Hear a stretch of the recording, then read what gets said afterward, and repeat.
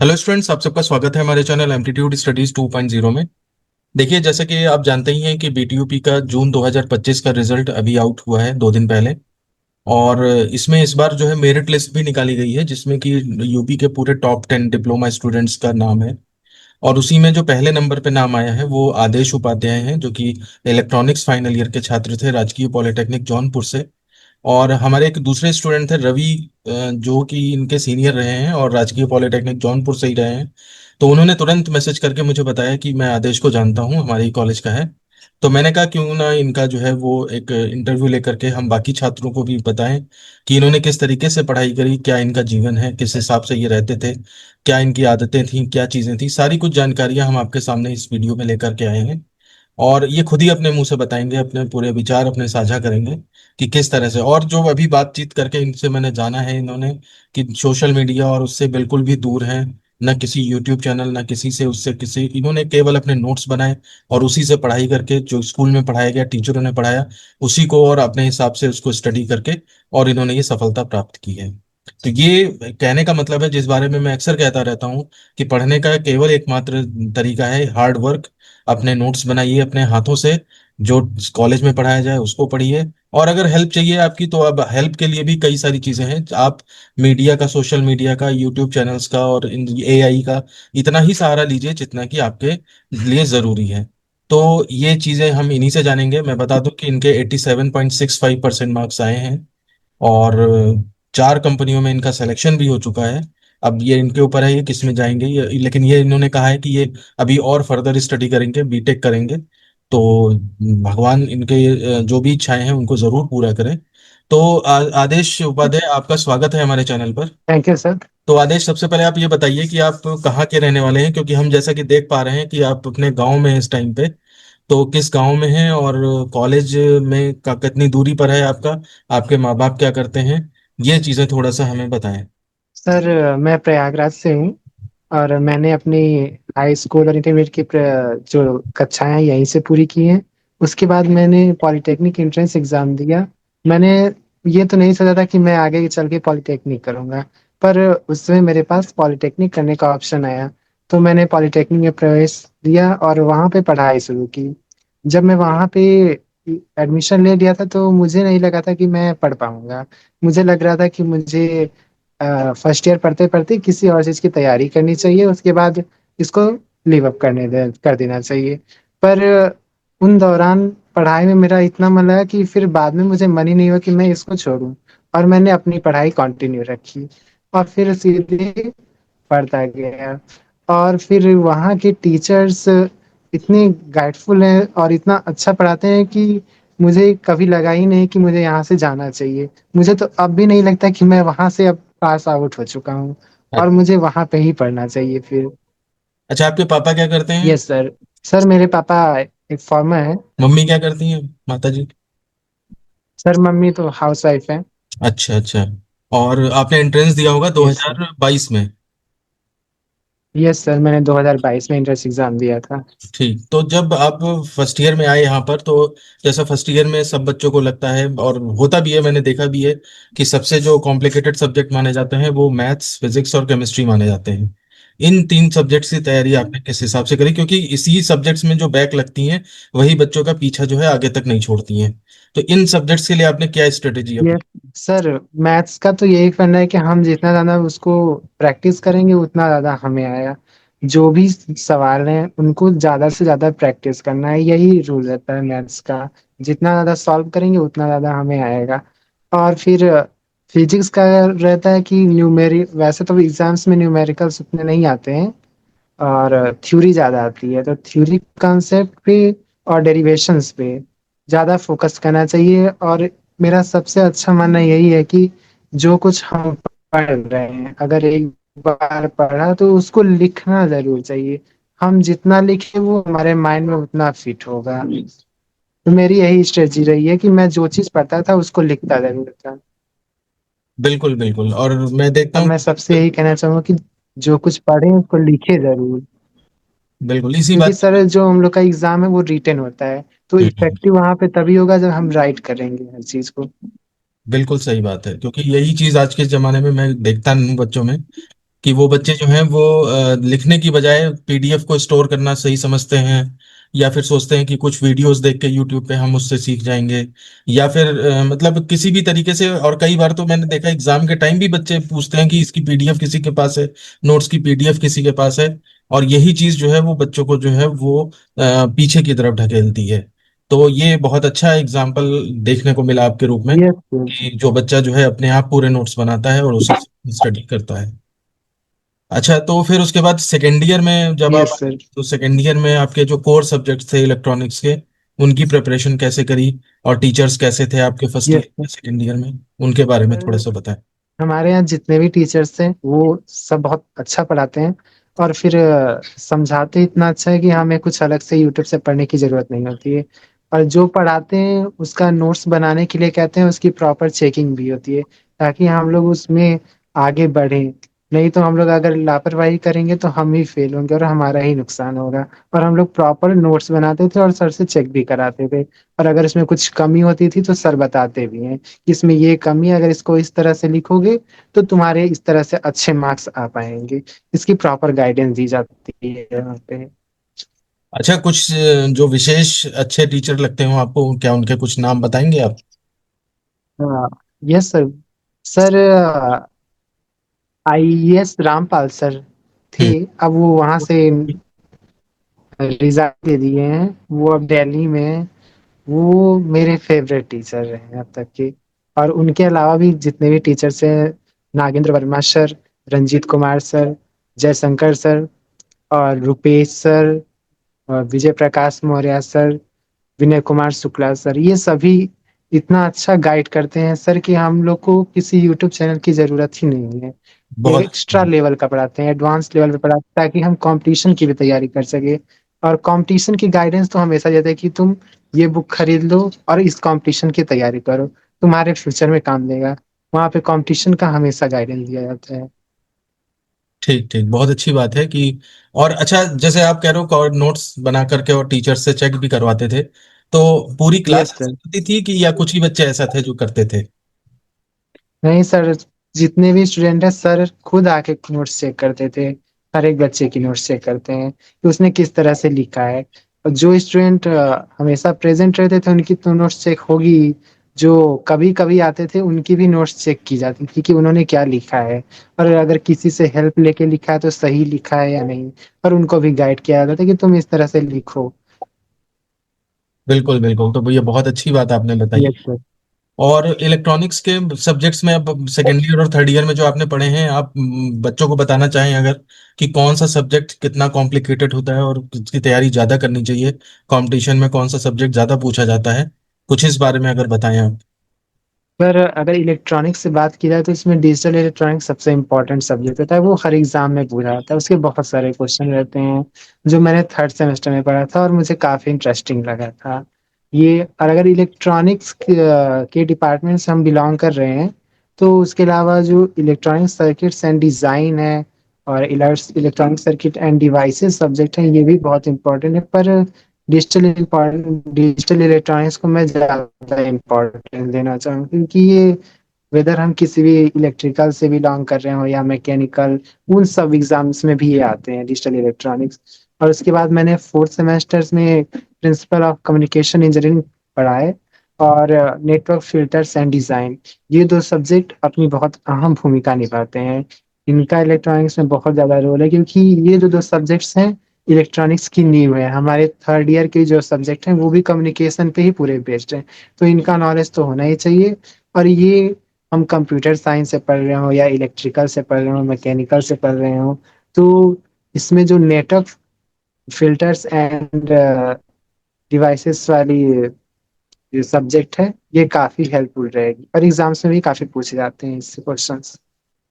ठीक ठीक ठीक। अच्छा, और फर्स्ट ईयर में क्या परसेंटेज आई थी आपकी, कुछ याद हो तो बताएं।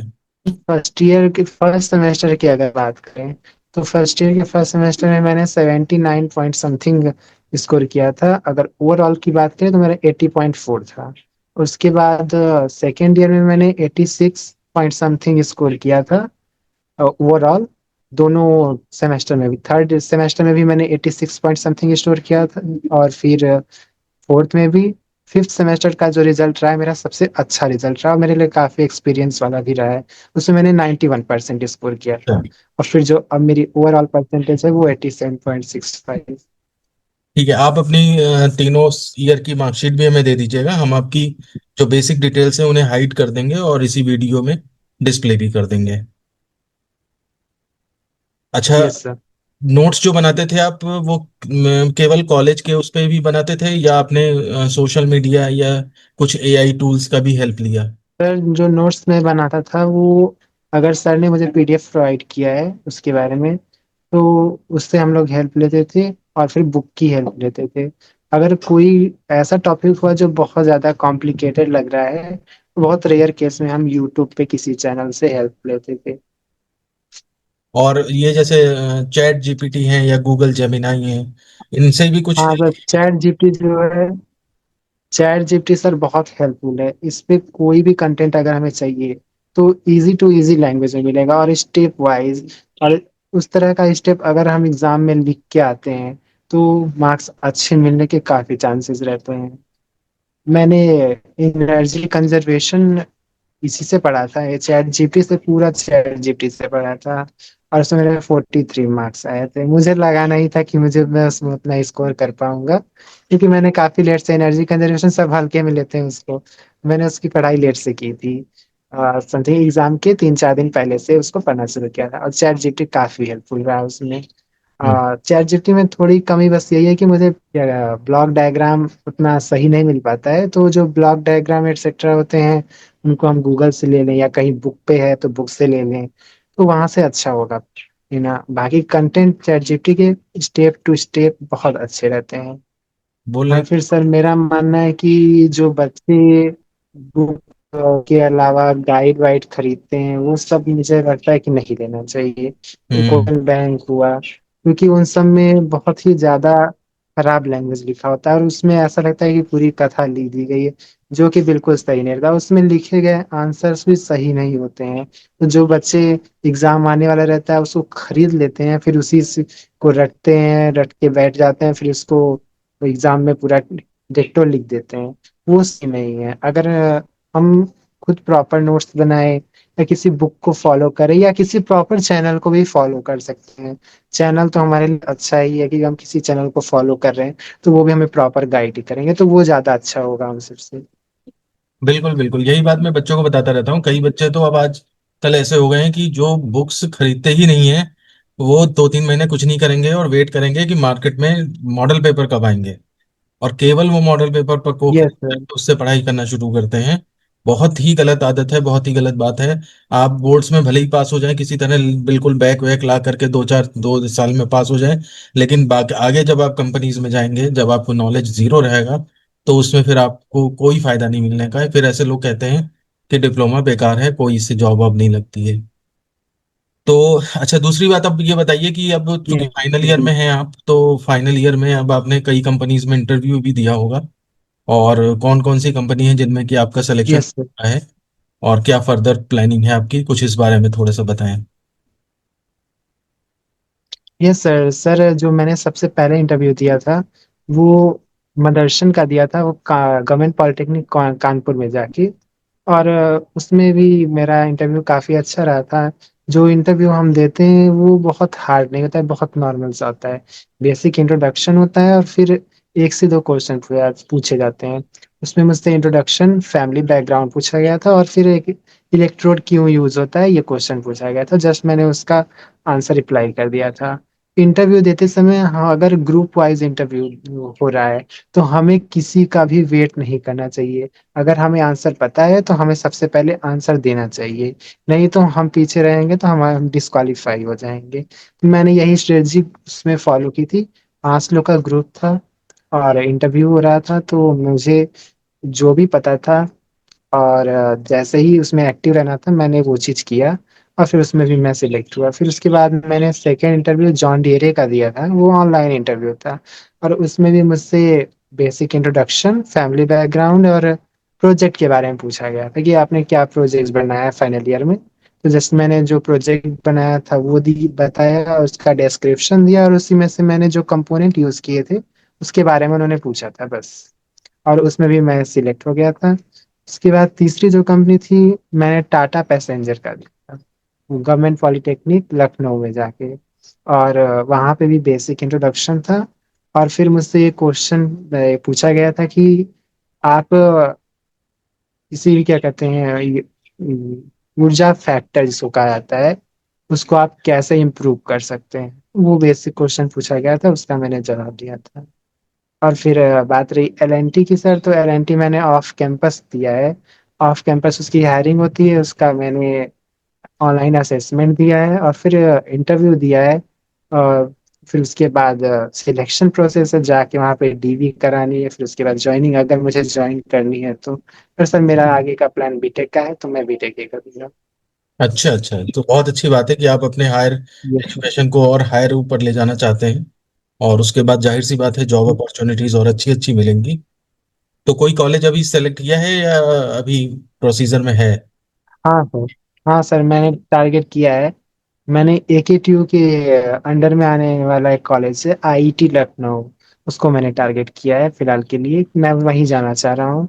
और फिर उसके अलावा अगर बात करें तो ट्रिपल एमयूटी गोरखपुर, मैं वहाँ जाना चाहूँगा। तो इनके लिए एंट्रेंस दिया है ट्रिपल एमयूटी का? तो शायद एंट्रेंस। हाँ सर। हाँ सर, इसके लिए एंट्रेंस एग्जाम दिया है, इसके लिए सीयूटी एग्जाम देता है, नीट कहा जाता है हम लोगों में। और इन पर क्या होता है कि सीयूटी यूजी का ही एग्जाम होता है, हमें लीड के अकॉर्डिंग सब्जेक्ट चुनना पड़ता है।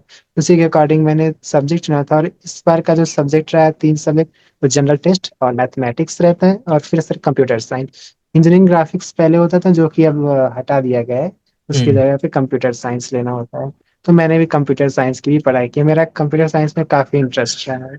और मैंने सबसे ज्यादा कंप्यूटर साइंस में भी स्कोर किया है हम्म। एंट्रेंस एग्जाम में। Yes sir. तो स्टूडेंट्स, जैसा कि आप लोग देख रहे हैं कि जहाँ पर ये बैठे हैं इस टाइम पे नेट कनेक्टिविटी इतनी स्लो है कि इनका वीडियो कभी कभी अटक जा रहा है। और अच्छी प्रॉपर कनेक्टिविटी नहीं है, लेकिन फिर भी इन्होंने मेहनत करी और इस मुकाम पे पहुंचे हैं कि पूरे प्रदेश में इनका नाम जो है अब फेमस हो चुका है। अच्छा आदेश, हमें ये बताइए कि जो आप जब स्टडी करते थे first year, second year, third year में, तो आप टाइम मैनेजमेंट कैसे करते थे डिफरेंट डिफरेंट सब्जेक्ट्स में? और अपने मोबाइल को कितना समय देते थे? ये सब चीजें थोड़ा सा बताइए। सर अगर फर्स्ट ईयर की बात करूँ, तब तक तो मैं मोबाइल से बहुत दूर रहा हूँ। मोबाइल मैं जब कॉलेज से आता था तो 1 घंटे यूज करता था बस, उससे उससे उससे ज्यादा नहीं। फर्स्ट ईयर में मेरा यही रहा है कि मैं मोबाइल ऐसे ही यूज करता था, बाकी टाइम स्टडी में लगाता था।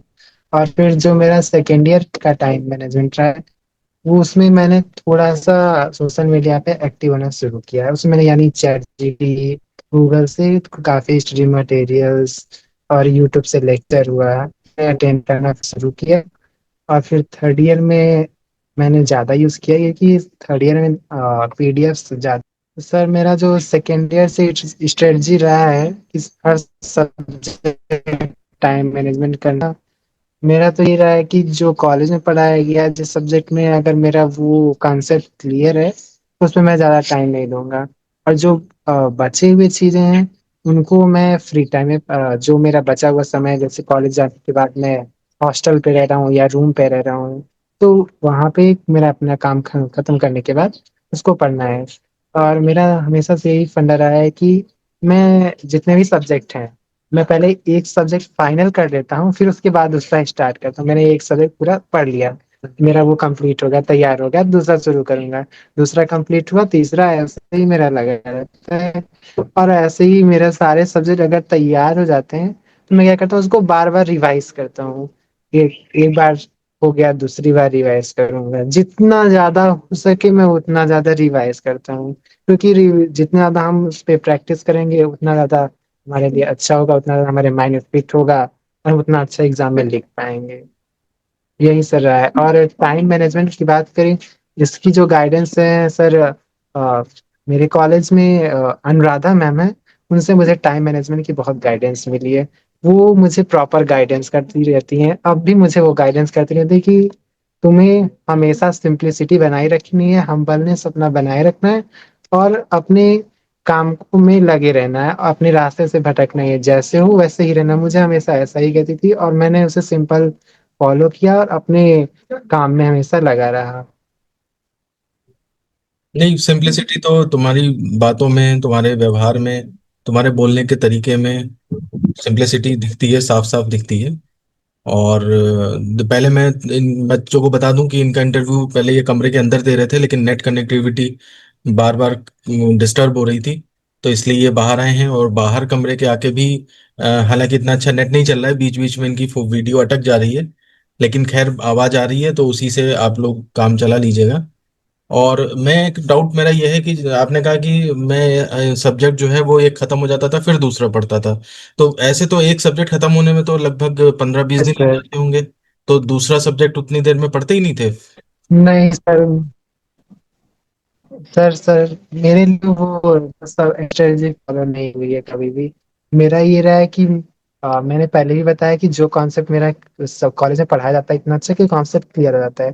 तो हर सब्जेक्ट में कॉन्सेप्ट तो मेरे क्लियर ही है, तो मुझे उस पर एक्स्ट्रा समय देने की जरूरत नहीं पड़ती थी। जो कुछ चीजें बची हुई हैं उन पे ही समय देने की मुझे जरूरत पड़ी, तो अच्छा अच्छा। इसलिए मैं एक सब्जेक्ट को फाइनल कर देता था। हम्म। और सर मुझे एक सब्जेक्ट को पढ़ने में बस मेरा ये फाइनल रहता है कि मुझे 2 से 3 दिन मैक्स लेना है और उतने में मुझे पढ़ लेना है। मैं ये पहले डिसाइड कर लेता हूँ, टाइम टेबल बना लेता था कि हाँ मुझे 2 दिन में या 3 दिन में इस सब्जेक्ट को पूरा पढ़ लेना है, और मैं वही फॉलो करता था। बिल्कुल सही बात। ज्यादा से ज्यादा मैं 15 से 20 दिन से टाइम नहीं देता था किसी सब्जेक्ट में। Yes sir. अच्छा, इंस्टाग्राम कितनी देर यूज करते हैं आप लगभग एक दिन में? सर मैं इंस्टाग्राम को यूज करता हूँ, और इंस्टाग्राम भी नहीं, फेसबुक भी नहीं। मैं इसमें व्हाट्सएप के अलावा कुछ भी नहीं यूज करता हूँ सर। तो एक तरह से सोशल मीडिया का मतलब ये आपके लिए वही था, चैट जीपीटी या पीडीएफ, तो उसे सोशल मीडिया नहीं कहेंगे, वो तो आप अपने जरूरत के लिए इस्तेमाल कर रहे थे, यस सर। है ना? मैंने देखा है बच्चे जो हैं वो 6-6 घंटे, हाँ चार सर, चार फिर भी घंटे जो वो है इंस्टाग्राम पे यूज वक्त बिताते हैं। वो चीज अभी आपकी एज के लिए, मतलब बच्चों के लिए बताना यही चाहूंगा कि मतलब अगर आप इनका यूज स्टडी के लिए देखे तो कर रहे हैं तो अलग बात है। अदरवाइज बाकी जो है इसमें अभी समय वेस्ट ना करें। जब आप जॉब करने लगे, हमारे कई पुराने स्टूडेंट हैं जो जॉब कर रहे हैं इस टाइम पे, और अब जो है जाकर के वो इंस्टाग्राम पे रील्स बना रहे हैं और वो बना रहे हैं। वो चीज़ ठीक भी लगती है और वो अच्छा भी लगता है, लेकिन अभी आप अपनी पढ़ाई छोड़ करके ये सब काम करेंगे तो वो चीज़ आपके लिए फायदेमंद भी नहीं है और ठीक भी नहीं लगती। ऐसा करो, थोड़ा घर के बाहर और सर। आ जाओ जाए। ये बिल्कुल वीडियो अटक गया है तुम्हारा, सही नहीं आ रहा है।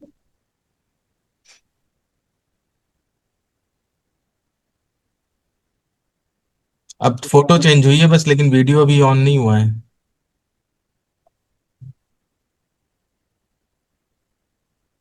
तो आप लोग भी इनका गांव देख सकते हैं, चलते हुए आ रहे हैं, कुछ फोटोज आ रही हैं।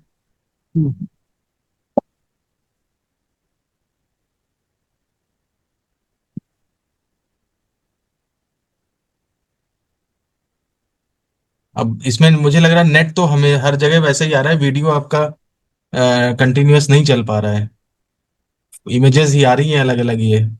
अब मैं इसको एडिट नहीं करूंगा, मैं इसको दिखाऊंगा सर बच्चों को। गाँव हाँ, मुझे आपका। सर गाँव में ना थोड़ा इंटरनेट इशू यहाँ पे हाँ रहता हाँ, ही नहीं है। नहीं, वो तो ठीक बात है, मतलब हर बच्चे को ये देखना चाहिए कि कुछ बच्चे हैं जो इतनी सुविधाओं में भी रहते हैं लेकिन फिर भी नहीं पढ़ते हैं, तो ऐसे लोगों को आपसे जो है वो सबक लेना चाहिए। हाँ, अब यहाँ पर वीडियो थोड़ा सा चलना शुरू हुआ है। Yes sir. बिल्कुल। तो ये गेट जैसा जो हम पीछे देख पा रहे हैं, ये गेट में जो झंडा लगा हुआ है, ये क्या मतलब कोई कॉलोनी का ये है, क्या है मतलब? नहीं सर, नहीं सर, वो घर पे बाउंड्री बनी हुई है, वही है वो। अच्छा अच्छा अच्छा। तो ये मुझे लग रहा है कि जैसे इसके अंदर कई सारे घर हैं शायद। नहीं सर, नहीं सर, बस एक ही घर है। अच्छा अच्छा, आपका यानी कि बड़ा घर है। सर मैं वही बता रहा था कि सर जो स्टूडेंट्स होते हैं उनको रील्स देखने में ज्यादा ही मजा आता है। सोचते हैं कि जितना हम्म। ज्यादा इंस्टाग्राम पे रील्स देख रहे हैं, यूट्यूब पे रील्स देख रहे हैं, तो उसमें ज्यादा मजा। हम कहे मुझे लगता है कि एंजॉय करना ही है तो हाँ उस पे 1 घंटे टाइम दे रहे हैं बहुत है सर। उसके अलावा क्रिकेट खेलना हुआ उस पे टाइम देना चाहिए, और नए जगहों पे विजिट करना। अगर हम इंजीनियरिंग स्टूडेंट है तो मुझे लगता है इंडस्ट्री पे विजिट करना और अच्छा होगा हम लोगों के लिए। नई नई चीजें देखने को मिलेंगी कि कहाँ पे क्या हो रहा है, तो ये सब देखना ज्यादा बढ़िया रहेगा रील्स देखने के अलावा। तो थैंक यू आदेश, सर। आपने अपने समय में से, कीमती समय में से बच्चों के लिए समय निकाला और मार्गदर्शन किया बच्चों का कि किस तरह से उन्हें अपनी स्टडी करनी चाहिए ताकि वो भी अच्छे अंक प्राप्त कर सकें और कंपनीज में सिलेक्शन हो सके उनका। और पूरे एम्पलीट्यूड स्टडीज के परिवार की तरफ से आपको धन्यवाद। Thank you sir. तो हम उम्मीद करेंगे कि आप अपने जीवन में और ऊंचाइयों को छुएं जो आप चाहते हैं। बीटेक करें, बीटेक अच्छे नंबरों से पास हों, उसके बाद अच्छी सी जॉब करें और अपने कॉलेज का, अपने टीचरों का, अपने परिवार का नाम रोशन करें। इसी के साथ मैं इस वीडियो को खत्म करता हूं। आप लोगों को, बच्चों को, अगर कोई क्वेरी चाहिए हो तो आप हमसे कमेंट बॉक्स में पूछ सकते हैं इसी वीडियो के। हम और आदेश मिलकर के कोशिश करेंगे कि आपकी बातों का जवाब दें। और हम सारे बच्चों की तरफ से एक बार रिक्वेस्ट करना चाहेंगे आदेश से कि अगर आप चाहें तो अपने नोट्स की पीडीएफ बना करके अगर दे सकें ताकि और बच्चों का फायदा हो सके तो हमें अवेलेबल करा दीजिएगा, ताकि और बच्चे भी उसको स्टडी करके और फायदा ले सकें उसका। Yes sir. ठीक है, तो मिलते हैं आपसे ऐसे ही किसी नेक्स्ट वीडियो में। धन्यवाद।